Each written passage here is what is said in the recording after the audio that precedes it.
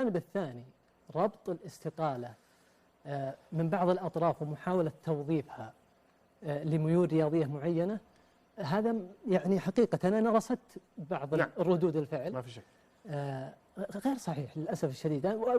بالتحديد كنو حمد الله. شوف قضية كنو كل ما يربط يحيى الشريف كرئيس غرفة منازعات كرة القدم سابقا بها هو قبول الطلب فقط، لا شيء آخر غير قبول الطلب. جاءت القضية للمركز كانت قابلة للاستئناف وتم إصدار قرار من عندي بقبول القضية. هذا دورك في الموضوع كرئيس لغرفة التحكيم؟ نعم، كرئيس غرفة كرة قدم قبلت المنازعة لأنها قابلة للاستئناف. بعد قبولي لهذه المنازعة أين ذهبت؟ كيف؟ ماذا تم عليها؟ أين انتهت هذه القضية؟ لا أعلم نهائيا، ولم تصلني حتى وأنا رئيس الغرفة لم تصلني أحكام كنو ولم أطلع على قضايا كنو حتى هذه اللحظة. قضية كنو أو حكم كنو لم أطلع عليه حتى هذه اللحظة. ما طلبتها؟ طيب طلبتها ولكن لم أزود بها. ليش؟ فيه بعض هذه من بعض الممارسات اللي نتكلم عنها. عدم تزويد رئيس غرفة كرة القدم بأحكام التحكيم مثلا اللي مثل كنو مثلا أو حمد الله. من الجهة اللي تقبل أو ترفض أنها تزودك بهذا الموضوع؟ الرئاسة التنفيذية. الرئاسة التنفيذية في مركز التحكيم. الرئاسة التنفيذية في المركز.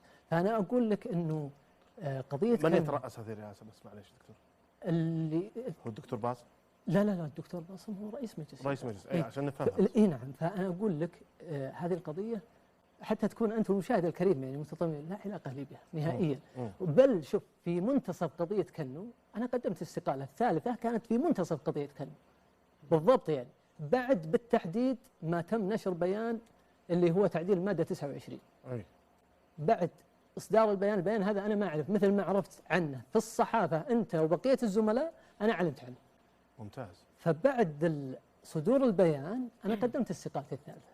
بعد صدور البيان؟ بعد صدور البيان أنا لم أعلم عنه إلا في الإعلام. وهذه ممارسة كانت خاطئة؟ هذه من بعض الممارسات اللي أنا على مستوى المهام اللي موجودة عندك. اي نعم، هذه من بعض الغرفة. أنا مترأس الغرفة ولكني لا أعلم ما يدور تحت مظلتها. من ضمنها إصدار بيان خاص بالغرفة لا أعلم عنه إلا من وسيلة إعلامية. بالتالي تقدمت بالاستقالة مباشرة وخرجت بهدوء، ولكن أقول لك أنه كانت تقدم وعود بالتصحيح ولم يحدث شيء من ذلك.